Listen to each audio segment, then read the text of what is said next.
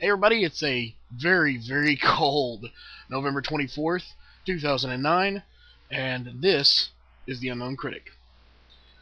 For this week's movie, I went through a couple of different things. I wanted to do something really cheesy and old, and I wanted to do something new, and then I wanted to do something because Twilight New Moon came out.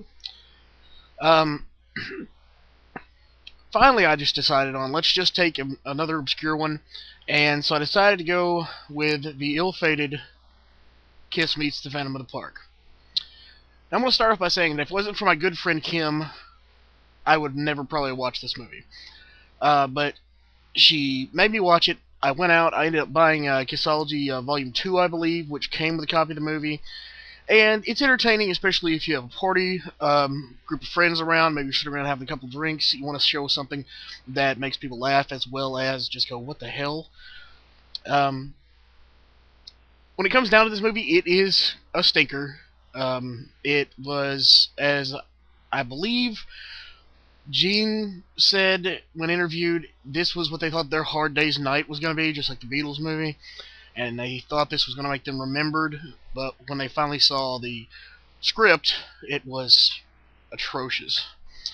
Some other things to note about this movie is this movie was financed and produced by Hanna-Barbera. That's the people that made Yogi Bear and the Smurfs and Space Ghost. Most of it takes place in a Six Flags theme park, which most of the extras that you see walking around in the theme park are actual guests at the theme park. These people came there knowing this was going to happen that day. They were going to get to watch a Kiss concert. If you do buy the Kissology 2, which comes with a copy of this movie, you do get a replica ticket to the event, which is kind of cool, but, you know.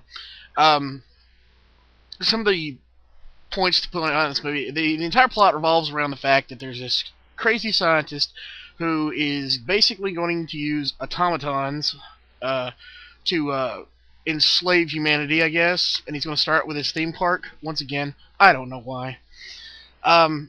Kiss apparently is not just a band. They're also some sort of extra-dimensional force of superheroes that can go out and do all kinds of things.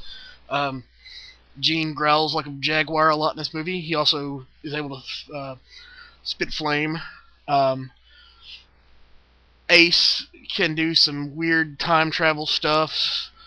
Paul does a couple of strange telepathic things and a lot of star shooting from his eye. And Peter Criss has a lot of agility and fighting prowess. It is even funnier to note, if you watch this movie, you'll notice that Peter Criss's voice sounds like somebody you know. That's because his lines were redubbed when they produced the movie.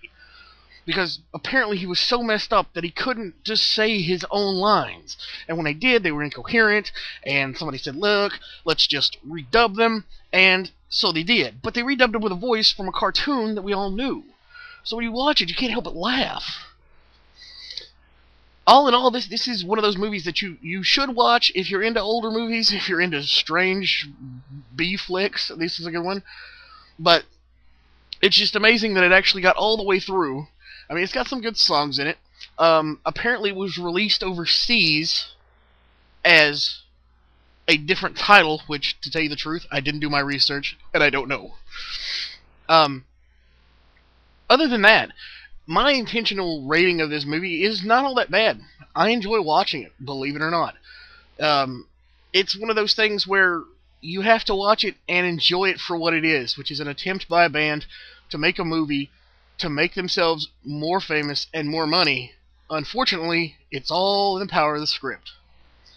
And so, when you look back on it, they could have done a lot more. They could have done better special effects. Some of them are very, very bad. A lot of them are just superimposing people in the background of images going on, and there's an overall Power Rangers feel to it in a lot of the fight scenes that, in between, when it's got the story that has nothing to do with Kiss, you're just wondering, why did it take so long to get back to Kiss? Now, if you're a diehard Kiss fan, you need to watch this film. Like I said, my friend Kim showed it to me. She's a diehard Kiss fan. I love her for it. I'm so glad that she brought this movie into my life and showed me it, you know. In the end, I just can't decide what I really think of it, though. I really can't decide. So, maybe you guys know somebody that's got it. Maybe you've got it yourself. Maybe you've heard of it, or you can rent it somewhere, or maybe find it on eBay. I'm sure you can. So what I want you guys to do is, for the first challenge of the Unknown Critic, I want you guys to watch this movie if you can, or maybe you can find it somewhere on the online. But watch it, and just when you leave your comment, give me a rating. Not for the video here, but like 1 to 5 stars for Kiss Meets the Phantom of the Park. I want to hear that, because then we'll be able to figure out exactly what everybody thinks about it, alright? Well, this has been episode 2. I hope everybody has a very happy Thanksgiving. And thank you, Kim, for making this video possible. And I want everybody to be safe, and be seeing you.